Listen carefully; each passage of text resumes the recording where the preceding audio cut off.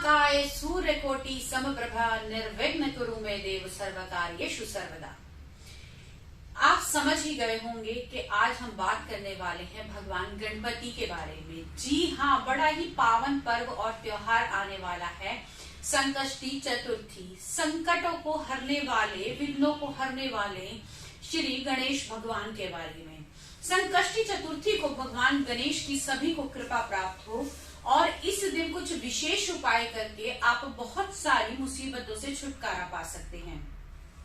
इस संकष्टी चतुर्थी पर आपको बताऊंगी कि आप क्या क्या उपाय कर सकते हैं और किस प्रकार भगवान गणपति जी की आप कृपा का पात्र बन सकते हैं। सबसे पहले मैं बात करूंगी कि ये गणपति जी का जो उपाय बताने जा रही हूँ, ये स्पेशली उन लोगों के लिए है जिनकी शादी या विवाह नहीं हो रहे हैं। जी हाँ, इस संकष्टी चतुर्थी को आपने क्या करना है, आपने 1.25 किलो लड्डू लेने हैं और वो लड्डू लेकर आपने भगवान गणपति जी के मंदिर में जाना है।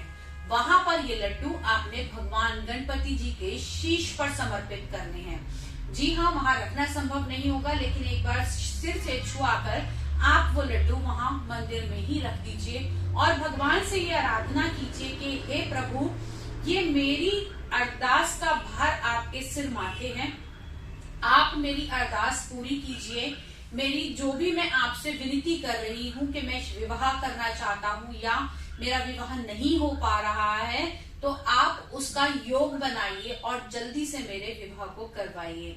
ऐसा अपने मन में धारण करके आपको वहां से आ जाना है और वो लड्डू वही मंदिर में छोड़ कर आने हैं। इससे निश्चित ही शीघ्र आपके विवाह के संयोग बनेंगे और भगवान गणपति जी की कृपा से आपके घर में शहनाइयां गूंज उठेंगी। लेकिन इसके बाद कार्य यही खत्म नहीं हो जाता। जब आपका विवाह हो जाए उस दिन आपने इसका 5.25 गुना प्रसाद लेकर मंदिर में बंटवाना है। जी हाँ, अगर आपने 1.25 किलो लड्डू चढ़ाए हैं तो 5.25 किलो, और अगर आपकी यथासंभव नहीं है तो आप 125 ग्राम भी चढ़ा सकते हैं, क्योंकि भगवान भाव के भूखे हैं, ना कि किसी एक मात्रा के। आप अपने भाव से ही भगवान के आगे ये अरदास लगाएंगे तो निश्चित ही आपका विवाह शीघ्र होगा। अब दूसरा जो उपाय मैं वो बताने वाली हूँ, वो आपके घर में लक्ष्मी के आगमन के लिए है।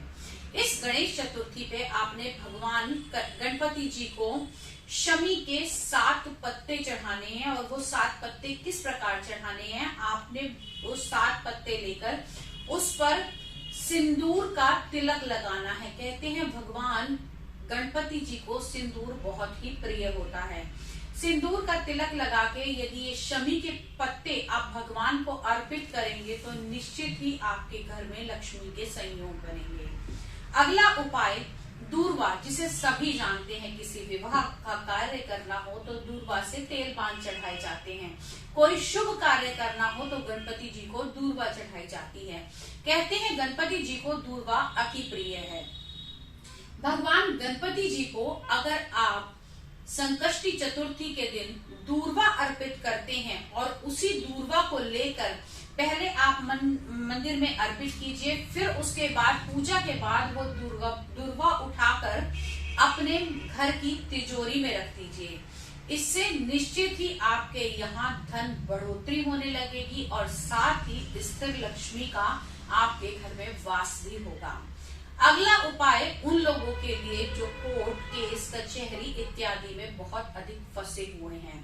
आपने करना क्या है, विघ्न विनाशक श्री भगवान गणपति जी का ध्यान करके लाल और पीले रंग की झंडियां, जी हाँ, छोटी छोटी, अगर बड़े झंडे नहीं लगा सकते तो आप लाल और पीले रंग की छोटी छोटी झंडियां भगवान गणपति जी के नाम से मंदिर के शीश पर लगा दीजिए या टॉप पर लगा दीजिए, जिसे हम कहते हैं मंदिर की चोटी। अगर वहां पर आप ये लगाएंगे तो निश्चित ही आपके केस में विजय प्राप्त होगी।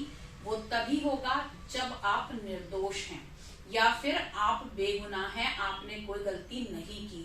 अब बहुत सारे ऐसे लोग भी हैं जो गलती करके भी उपाय करके चाहते हैं कि हाँ उनकी विजय हासिल हो, तो उनके लिए ये मैं नहीं कह रही हूँ।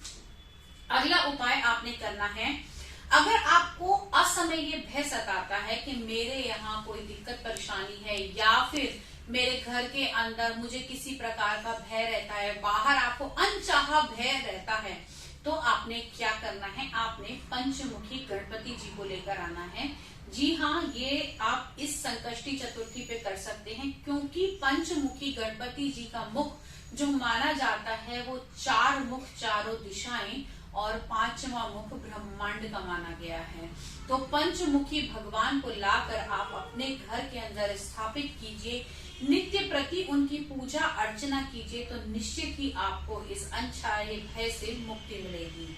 अगला उपाय, आप गाय के घी में मिलाकर यदि गणपति जी को सिंदूर अर्पित करते हैं तो वो बहुत ही खुश होते हैं और आपकी सभी मनोकामनाओं को पूरा करते हैं। जी हाँ, गणपति जी के ये छोटे छोटे ऐसे उपाय जो बड़े ही काम कर जाते हैं, मैंने आज आपको इस वीडियो में बताए। इसके अलावा यदि आपके जीवन में कोई समस्या है और आप उसका उपाय और समाधान पाना चाहते हैं, तो स्क्रीन पर दिए हुए नंबर पे फोन करके आप हमसे अपॉइंटमेंट ले सकते हैं, या फिर जिस विषय पे आप वीडियो पाना चाहते हैं तो कमेंट बॉक्स में लिखकर हमें भेज सकते हैं।